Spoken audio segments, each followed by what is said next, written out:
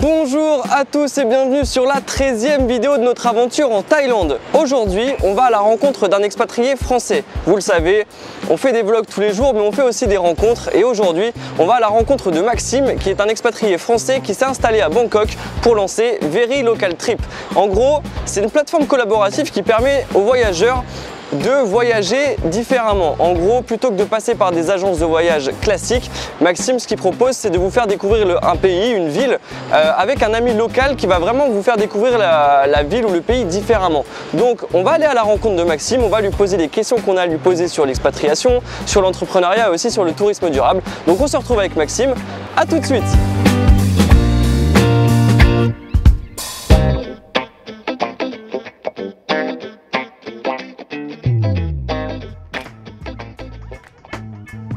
Bonjour, je m'appelle Maxime, j'ai 40 ans, je vis à Bangkok, Thaïlande depuis maintenant 9 ans et je suis originaire de Lille, dans le nord. J'ai pas mal travaillé en France, dans l'industrie pharmaceutique notamment. J'étais cadre commercial avec un job plutôt confortable. Et c'est vrai que j'avais une envie d'expatriation, une envie d'ailleurs que j'avais jamais vraiment assouvie, même si j'avais beaucoup voyagé à titre personnel et plutôt touristique. Donc un beau jour, je me suis dit bon, il est temps, peut-être à 30 ans, bientôt 31 d'ailleurs, de le faire, puisque j'avais un créneau dans ma vie. J'ai simplement fait une rupture conventionnelle avec mon entrepreneur, mon patron, pardon, qui a compris que de toute façon, je commençais un petit peu à me lever le matin avec des pieds de plomb. Et je suis arrivé donc un beau matin ici en Thaïlande avec ma valise de 25 kg et tout à refaire. Je ressentais à l'époque une certaine morosité ambiante, on va dire, à l'époque en France. Et c'est vrai que voilà, j'avais vraiment envie de me challenger personnellement. Et la Thaïlande, c'était le seul pays d'Asie que je connaissais. J'étais venu 2 fois en tant que touriste avec des amis. Et j'avais une attirance pour l'Asie de manière générale, au niveau de l'esthétique, de la nourriture, de la spiritualité. Et voilà, donc j'avais pas vraiment de contact ici. J'avais commencé mes recherches en partant de la France en fait, mais c'est très compliqué à 10 000 km de pouvoir décrocher une interview, etc. Donc j'ai décidé de venir ici et de commencer à créer mon réseau, à faire mes petites cartes de visite et à rencontrer des gens, tout simplement, pour commencer à essayer de m'intégrer et à travailler. Je suis arrivé en pleine crise politique en 2010, entre les rouges et les jaunes, c'était un peu compliqué ici, c'était Bangkok en état de siège, c'était pas une bonne période, donc forcément ça a mis au moins 6 mois pour que je commence à trouver quelque chose de sympa. Alors c'est vrai qu'en arrivant en Thaïlande, avec sa valise de 25 kg, on ne peut pas avoir un permis de travail ou voilà, un visa de travail, donc effectivement le mieux en arrivant c'est de venir avec un visa touriste tout simplement. Soit simple, soit de 2 mois, extensible d'1 mois par exemple, qu'on peut faire à une ambassade de Thaïlande dans un autre pays. Ce qui permet quand même de prendre un petit peu de temps ici et de créer son réseau, parce qu'il y a beaucoup de networking ici avec les chambres de commerce par exemple, la French Tech et d'autres, ce qui permet de rencontrer des gens. Mais c'est vrai qu'idéalement en arrivant ici, de toute façon on n'a pas beaucoup d'autre choix que d'arriver en visa touriste, même si on a des ambitions professionnelles. Alors la Thaïlande, c'est vu comme pour beaucoup comme un Eldorado effectivement, où on croit pouvoir siroter des noix de coco sur les plages toute la semaine.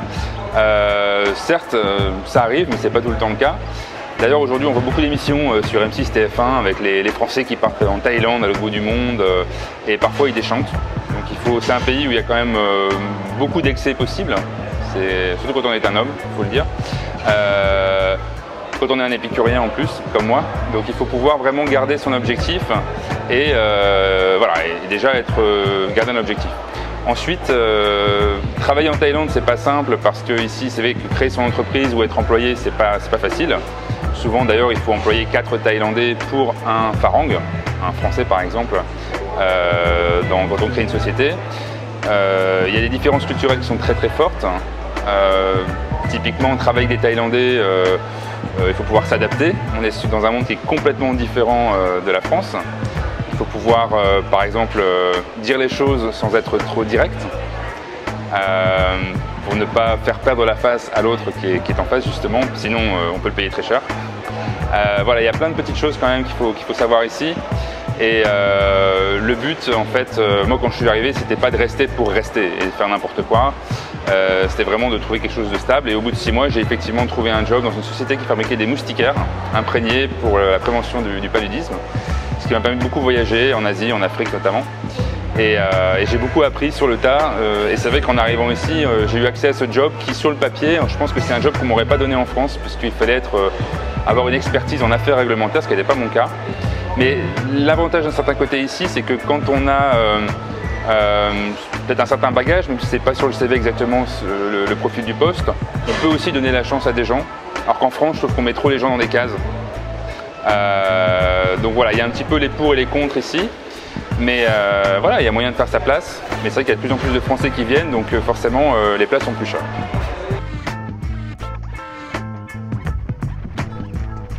Alors pour moi, en fait, je ne suis pas issu d'une famille d'entrepreneurs. J'étais d'ailleurs moi-même pas entrepreneur. Mais simplement, voilà, lorsque j'ai eu l'idée de Very Local Trip, quelques mois après, ça s'est transformé en projet. Et puis, on a soumis juste une candidature à un incubateur, un accélérateur plutôt de start-up, qui était géré par un fonds d'investissement singapourien et qui lançait donc un projet d'incubation de 3 mois en Thaïlande pour la première fois et qui sélectionnait des projets. Donc on a été sélectionné parmi 9 ou 10 autres projets de start-up. Donc on était vraiment à l'idée oui, au stade de l'idée, hein, vraiment early stage. Et en fait, ça a été vraiment un coup de pouce puisque dans le package, il y avait donc un coworking space, du mentoring avec donc des experts sur comment créer sa start-up. Il y avait un petit peu d'argent qui était mis sur la table et était prise en charge notamment la création de l'entreprise, initialement à Singapour, par ce fonds d'investissement. Donc c'est vrai qu'au début, ça nous a mis le pied à l'étrier et ça m'a permis surtout de me familiariser avec l'environnement des entrepreneurs et des startups en Thaïlande, qui est quand même assez dynamique. Alors, Very Local Trip est né en début 2015 de ma simple vie d'expatrié basé en Thaïlande, qui recevait souvent des demandes d'amis, de mes amis, qui me demandaient que faire, que voir à Bangkok, qui sort des sentiers battus, découvrir le marché local, la street food, parce que je me suis rendu compte que les gens recherchaient de plus en plus une expérience en voyage et ne pas perdre trop de temps. Si on a un temps limité à Bangkok par exemple, qui est une ville tentaculaire, une mégalopole où on peut être vite perdu. Et c'est vrai qu'après avoir vu les incontournables, que faire? Voilà. Donc c'est vrai que ça permet d'avoir un ami local, par exemple, qui peut vous faire découvrir Bangkok de façon insider, vraiment en dehors des sentiers battus, et d'avoir une vraie expérience. Donc ça, c'est grâce à des gens qui sont sur place. Donc l'idée est née de ce simple concept, qui est finalement que du bon sens, finalement. Et donc j'ai décidé de me lancer dans cette aventure entrepreneuriale d'une simple idée, qui se transforme en projet, en start-up et en business, qui grandit petit à petit et qui réunit que des passionnés. Parce qu'au fond, Very Local Trip, c'est vraiment ce qu'on offre, ce sont des expériences de voyage, de découverte, à des voyageurs qui sont un peu plus curieux, parfois blasés des guides classiques, qui veulent autre chose, et qui aiment les rencontres et qui aiment découvrir vraiment la culture locale. Le cœur de Very Local Trip, ce sont vraiment des trips urbains dans les grandes villes d'Asie, mais pas que, puisque depuis on s'est étendu dans 20 pays, bientôt 21 et même bientôt 22. On propose par exemple le Caire et Sydney, donc le champ est quand même très vaste aujourd'hui. Et c'est vrai que c'est un concept qui a le vent en poupe en 2015 quand j'ai lancé l'activité. C'était encore le début de voilà, travel like a local, voyager comme un local, et aujourd'hui je le vois partout à toutes les sauces. Sauf que je pense que ce qui fait la force de Very Local Trip, c'est qu'on focalise vraiment sur la qualité des expériences. On a des clients qui sont plutôt haut de gamme, qui sont très exigeants et qui mettent un certain prix. Hein. On n'est pas non plus les moins chers du marché, pardon, mais on veut donner la garantie d'offrir vraiment une expérience mémorable à des voyageurs et que ce soit leur journée à eux. Donc on fait presque de la conciergerie sur place. Et pour ça, on est devenus des dénicheurs de pépites et des dénicheurs de talents et de bonnes personnes et d'amis locaux, qui sont des personnes passionnées, passionnantes, francophones si possible, puisqu'on a quand même beaucoup de clients qui sont français, belges, suisses, canadiens, qui connaissent très bien la ville, qui ont beaucoup d'empathie pour s'adapter aux voyageurs et aux différents profils qui sont en face. Est-ce que vous êtes avec des couples de jeunes mariés, des retraités actifs, des familles avec des adolescents? Donc la journée sera différente, parce que les gens sont différents. Donc ce qu'on propose, c'est vraiment de rendre les gens heureux, leur faire plaisir et leur faire passer une super journée à Bangkok, à Shanghai, à Hong Kong ou Tokyo. Et c'est vrai que les retours sont excellents et on travaille aujourd'hui beaucoup, pas seulement en B2C, donc en direct, mais aussi beaucoup avec des agences de voyage sur mesure plutôt haut de gamme, qui font appel à nos services parce qu'ils se sont rendus compte qu'effectivement, ce que proposaient des petites startups comme Very Local Trip, c'était très qualitatif et différenciant et ça répondait à une vraie demande du voyageur moderne. Donc aujourd'hui, le B2B représente environ 95%, voire même plus de ce qu'on propose. Et ce qui est un avantage puisqu'on peut vraiment focaliser notre savoir-faire et notre temps sur le local, sur les expériences et non pas sur la relation client en amont puisqu'on nous envoie les clients et c'est beaucoup plus confortable pour nous de travailler en B2B avec encore une fois des clients qui ont un certain budget et qui sont prêts à mettre un certain budget dans une expérience unique et originale. Les amis locaux, ça peut être des gens comme vous et moi, sachant qu'encore une fois, il faut qu'ils connaissent bien la ville, qu'ils soient passionnés, passionnants, de l'empathie, francophones et du temps libre. Parce que ce n'est pas leur job principal. On reste sur une activité très dans l'esprit du tourisme collaboratif, de l'économie collaborative. Ce sont des gens qui peuvent être journalistes, blogueurs, photographes, compagnons d'expats, des gens qui ont des startups, des petits business, mais vraiment qui sont des gens passionnés et qui aiment les gens. Donc ces gens, on les trouve aujourd'hui, c'est vraiment notre valeur ajoutée de les trouver. Alors on passe du temps, on va en repérage, on a créé un réseau aujourd'hui d'amis locaux, on les appelle les amis locaux ou les local friends. Ça représente sur la vingtaine de pays qu'on a aujourd'hui, ça représente environ 200 personnes qui sont vraiment triées sur le volet parce qu'encore une fois on préfère avoir une personne ou deux personnes extraordinaires sur une ville que d'avoir 10 personnes qui vont faire ça un peu n'importe comment, qui vont pas y mettre le cœur et les voyageurs vont le ressentir et les reviews vont être mauvaises donc ça n'a aucun intérêt. Donc, encore une fois, nous c'est vraiment, on est devenu un dénicheur des bonnes personnes et des bonnes expériences tout simplement. Et voilà, donc encore une fois, il n'y a pas de critères particuliers si ce n'est ceux que j'ai déjà cités. Et encore une fois, ça n'a pas une vocation à être un job à temps plein. Je dirais même que l'intérêt, c'est que la personne ne le fasse pas tous les jours, puisqu'il risque d'y avoir une routine. Et ce qu'on ne veut pas, c'est que la personne fasse tous les jours le même parcours dans la ville et qu'au contraire, elle puisse s'adapter et proposer plus un axe street art, galerie d'art, food, personal shopping, temple, architecture, selon le profil des clients. Donc ce qui est intéressant pour les amis locaux, c'est qu'ils vont rencontrer des personnes différentes à chaque fois, avec des profils différents, et qui vont proposer des journées et des itinéraires qui seront différents. Il n'y a pas de routine, et ça crée des belles rencontres dans les deux sens. Donc voilà, donc c'est vraiment... en fait, Very Local Trip, je pense qu'on n'a pas beaucoup de concurrence sur cette approche très qualitative et en même temps d'une plateforme, parce qu'on reste une plateforme pour une clientèle plutôt haut de gamme. Je pense qu'on est on est un petit peu au croisement comme ça de plusieurs types de plateformes. Et à ma connaissance, en tout cas sur le marché francophone, je pense qu'on n'a pas vraiment beaucoup de concurrence. Alors qu'encore une fois, ça m'étonne puisque ce qu'on propose, c'est encore une fois que du bon sens. C'est comme ça que moi j'aimerais voyager. Si je pars au Pérou à Lima, je serais très ravi d'avoir un ami local qui me fasse découvrir la ville comme un Péruvien ou comme un expat vivant au Pérou depuis de longues années. Donc encore une fois, j'ai pas réinventé la roue, loin de là, mais la chance qu'on a, c'est que beaucoup d'opérateurs sur le marché du tourisme localement focalisent encore beaucoup sur une façon très masse, très tourisme de masse, très chiffré. Alors évidemment, moi j'ai envie de gagner ma vie et je la gagne bien aujourd'hui grâce à Very Local Trip, mais ça sert à rien de faire des choses si c'est juste pour l'argent, il faut les faire avec le cœur. Et on refusera toujours de proposer des expériences si c'est juste pour faire du cash et s'il n'y a aucune valeur ajoutée ou s'il n'y a pas d'âme. Voilà, donc c'est vraiment ce qui nous différencie et c'est pour ça que les gens qui ont déjà réservé avec nous souvent reviennent d'ailleurs. Je n'ai pas créé Very Local Trip initialement dans l'idée de créer une entreprise très axée sur le développement durable ou la sustainability. C'est venu petit à petit. L'idée de départ était encore une fois de faire découvrir une ville avec un local et effectivement d'apporter un revenu complémentaire pour un local. Donc, dans cet esprit-là, on peut considérer qu'il y a un impact social. Petit à petit, on a aussi proposé des expériences avec des expats, parce que c'était une demande aussi des voyageurs. Et parfois, il y a certains locaux qui n'avaient pas toujours l'approche qu'on demandait et qui avaient peut-être des appréhensions de ne pas vouloir emmener les gens visiter quelque chose de local en se disant que c'est pas pour eux, il faut que j'emmène les gens dans le restaurant à touristes, alors que justement l'étranger cherche l'expérience locale. Et parfois c'est un peu compliqué d'expliquer les choses à des gens du cru. Et puis en fait on a eu de belles rencontres, notamment avec une université en Thaïlande qui avait des projets avec des communautés locales, notamment à Sakon Nakhon dans l'Isan, qui sont des coins qui sont absolument pas touristiques et qui sont juste magnifiques. Et on a monté des projets de A à Z avec cette université, notamment donc, le voyage en terre indigo à Sakon Nakhon, qui est vraiment une expérience du style rendez-vous en terre inconnue, où les gens vont être pris en charge pendant 3 ou 4 jours à la rencontre de communautés locales qui reçoivent peu ou pas du tout de touristes, découvrir la région. Donc l'accueil est juste extraordinaire. Moi j'ai emmené des voyageurs, des agences qui ont été vraiment bluffés.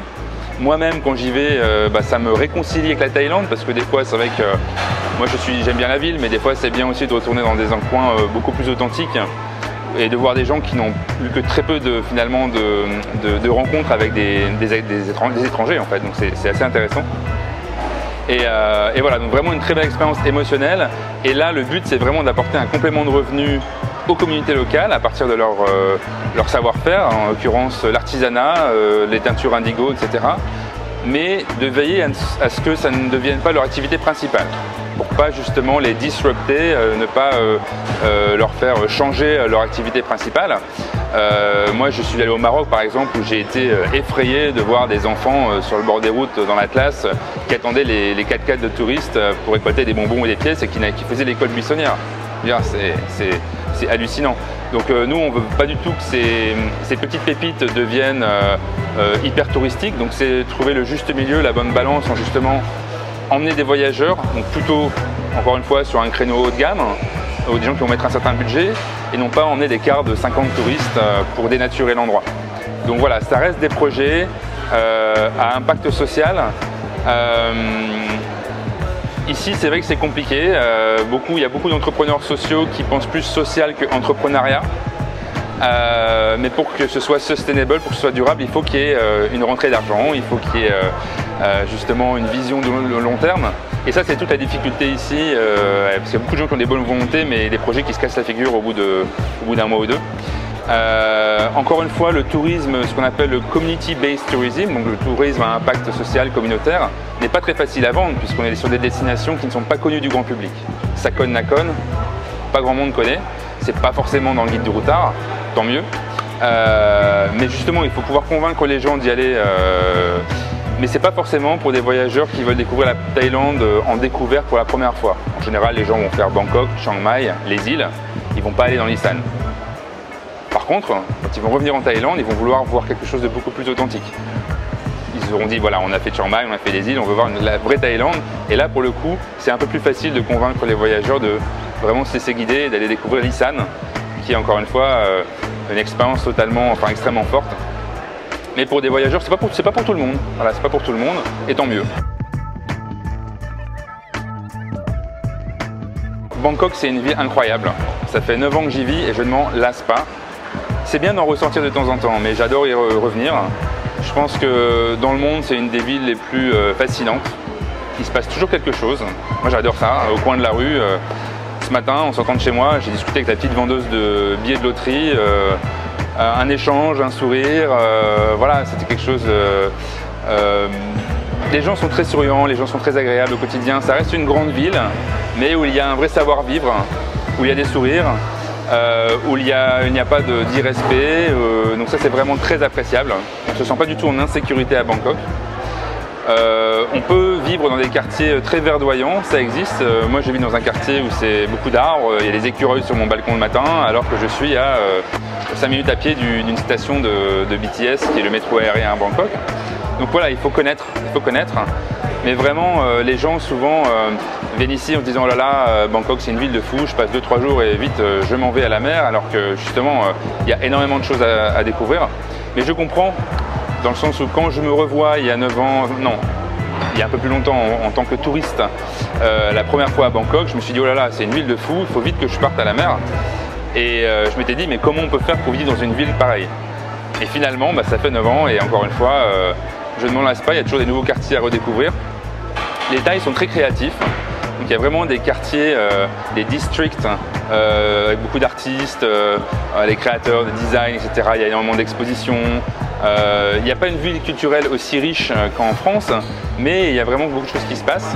Et on est encore une fois à 3 heures de plage magnifique. Donc si on veut s'évader pour un week-end ou si on veut aller à Kanchanaburi, qui est le poumon vert de Bangkok, à 3 heures de route, on est complètement déconnecté de la ville. Donc c'est ça aussi qui est intéressant. Ce que j'aime bien dans cette ville, c'est qu'on peut se déplacer très facilement. Il y a les métros aériens, souterrains, les tuk-tuk, les taxis, il y a le grab moto, il y a les mototaxis. Je veux dire, c'est quand même très pratique. Moi, j'ai pas de voiture ici et je m'en sors très bien. Donc c'est vraiment, voilà, c'est une ville qui me fascine et tous les jours quand je sors de chez moi, je me dis mais il va se passer quelque chose et il se passe quelque chose, il se passe une rencontre. Et ça, je trouve que c'est assez magique. Voilà, ça fait partie et c'est ce qu'on fait découvrir aussi aux clients, aux voyageurs, c'est ce côté, il y a une histoire à raconter à chaque coin de rue parce qu'il y a des petits vendeurs à tous les coins de rue, il y a des choses à décrypter aussi. Donc c'est pour ça que, pour faire le lien avec Virer le K-Trip, c'est aussi pour ça, tout est entremêlé finalement, parce qu'aujourd'hui ce que je fais c'est un business lifestyle, il n'y a pas vraiment de frontière entre mon métier et ma vie tous les jours. Mon bureau c'est mon MacBook et je peux travailler d'où je veux, donc c'est vraiment l'intérêt aussi de pouvoir travailler en voyageant ou voyager en travaillant, parce que de toute façon je travaille dans le tourisme, donc c'est finalement un certain but qui s'est accompli petit à petit. Et un certain luxe aussi, je pense, de pouvoir gérer sa liberté comme on le souhaite, son temps. Donc voilà, et Bangkok est une ville qui se prête beaucoup à ça.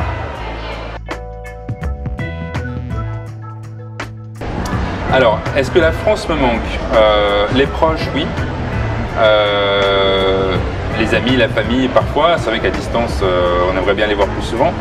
Après, la France en tant que telle, quand je suis parti en 2010, j'avais vraiment une tendance très forte, un peu caricaturale au Friends bashing. Vraiment, j'avais une overdose, je travaillais avec des gens qui se plaignaient tout le temps, qui n'avaient pourtant pas grand-chose pour se plaindre, et comme ça, un côté très français, de toujours aimer se plaindre quand même. Alors qu'en arrivant ici, c'est une ville complètement différente, et ça fait relativiser énormément. Je pense qu'il y a beaucoup de gens, je ne vais pas dire les gilets jaunes, mais qui devraient sortir un petit peu quand même du nombril de la France et aller voir ce qui se passe ailleurs. Alors on va me dire oui, on ne peut pas comparer un pays en voie de développement avec un pays développé. Ben, pourquoi pas? Après tout, ce sont des êtres humains aussi, et on peut très bien comparer les choses et surtout l'attitude des gens. Quand on arrive ici, il faut être humble, on ne peut pas avoir tout cuit comme ça, il n'y a pas de gouvernement ou d'État qui va vous aider comme ça, non, on se débrouille. La santé et l'éducation coûtent extrêmement cher et c'est quand on commence à devoir payer pour ce genre de choses ici, pour des enfants par exemple, qu'on se rend compte de la chance qu'on a en France d'avoir un système d'éducation et de santé qui est juste extraordinaire. C'est vraiment un pays magique et en fait plus je vis ici, c'est vrai que plus je me réconcilie avec mon pays et plus je trouve que la France est un pays extraordinaire. Et je suis assez d'accord avec ce que disait un explorateur, dont j'ai oublié le nom, sur une interview sur France Inter il n'y a pas longtemps, où il disait la France est un des seuls pays au monde qui est un paradis en fait, et les gens se croient en enfer. Il le disait un peu comme ça. C'est pas complètement faux, je trouve qu'il y a des gens vraiment qui ne se rendent pas compte du pays qu'on a, et au lieu d'avoir des ondes positives pour essayer de tirer le pays vers le haut, ben non, on fait tout pour voilà, tirer le pays vers le bas. Et moi ça m'agace un peu, donc j'arrête de regarder les news parce que ça me déprime. Donc voilà, voilà un peu mon point de vue. Je reste convaincu que la France peut s'en sortir. D'ailleurs, nous, Virer le K-Trip, on va lancer la France prochainement en tant que destination parce qu'on veut faire redécouvrir la France aux Français ou aux Canadiens ou aux Suisses ou aux autres parce qu'il y a énormément d'artisans, de savoir-faire, d'architecture, de culture, de culinaire qui sont juste extraordinaires. Et en fait, je me suis dit, mais oui, la France, évidemment. Donc ça va faire partie de nos nouvelles destinations. Mais voilà, donc je ne suis pas encore prêt à rentrer parce que ici, c'est vrai qu'on a aussi un style de vie qui est complètement différent.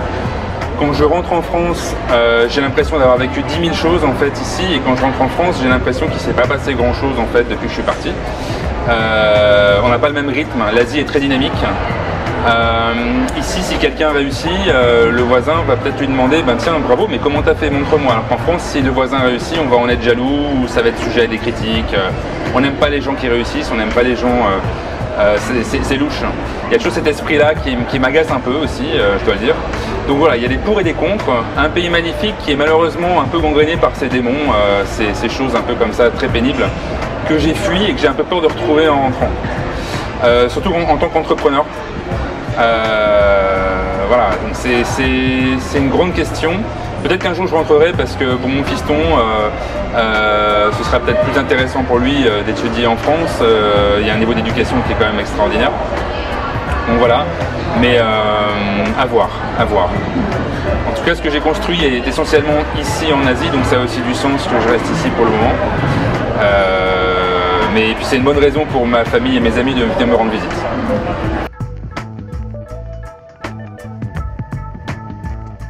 Alors le point positif de la Thaïlande par rapport à la France, et notamment par rapport au nord de la France, d'où je viens, c'est la chaleur.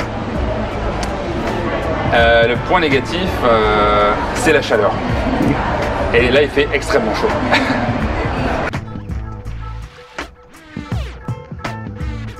Venez en Thaïlande, c'est un pays extraordinaire. Il y a tout. Je ne connais pas une seule personne qui est venue en Thaïlande et qui en est repartie déçue en me disant « Ah non, la Thaïlande, bof, je ne reviendrai pas ». Souvent d'ailleurs, quand on est venu une fois, on a envie de revenir. Je comparerais peut-être pas ça à Lille où on dit quand on vient à Lille on pleure 2 fois. mais voilà, c'est vraiment un pays qui, culinairement parlant, ça fait partie des meilleures cuisines au monde, avec la cuisine française et italienne, japonaise aussi peut-être. On ne peut pas s'en lasser. Les gens sont quand même extrêmement charmants au quotidien. Il fait beau. C'est un pays où il y a énormément de choses à découvrir, entre la plage, la montagne, les grandes villes. Bangkok est une ville très centrale par rapport à l'Asie du Sud-Est. C'est extrêmement simple de se déplacer, de prendre un avion low cost qui coûte vraiment rien pour aller explorer l'Asie du Sud-Est, c'est extrêmement facile. Enfin vraiment, je n'arrive pas à trouver de point noir à la Thaïlande, les gens sont créatifs. Après, c'est un monde à part, quand on y vit. Il y a des codes qui sont complètement différents, il faut oublier sa logique à la française, il faut vraiment oublier parfois, il faut réussir à s'adapter, ça fait partie de son charme, ça fait partie, voilà, ça fait partie aussi du charme de l'expatriation ou de l'immigration, ça dépend comment on veut le situer. Donc vraiment, moi je recommande à tout le monde de venir ici. La Thaïlande peut être perçue de loin comme ça, comme un pays très touristique. Alors évidemment, si on va à Pattaya ou à Patong, à Phuket, et qu'on passe 3 semaines là-bas, on risque d'être envahi par les touristes et ça va pas être très fun. Mais fort heureusement, il y a 10 000 choses à faire ici. Donc si vous souhaitez encore une fois découvrir une Thaïlande authentique, je vais faire un peu de pub, mais n'hésitez pas à nous contacter avec Very Local Trip. Ça y est, la rencontre est terminée. Merci à Maxime de nous avoir accueillis. Merci à Maxime de nous avoir accordé de son temps. J'espère que vous qui nous regardez, la vidéo vous a plu. Si ça vous a plu, n'hésitez pas à vous abonner. On va faire plein encore de rencontres comme ça dans notre voyage. Donc n'hésitez pas à vous abonner. Si vous avez des questions, n'hésitez pas à commenter. Si ça vous a plu, likez aussi. Enfin bref, faites-le nous savoir si la vidéo vous a plu. Là, je suis en plein soleil, le grand soleil de Bangkok. Bref, merci de nous avoir regardés. Merci de nous suivre. On se retrouve demain pour une prochaine vidéo. Donc on vous dit à demain!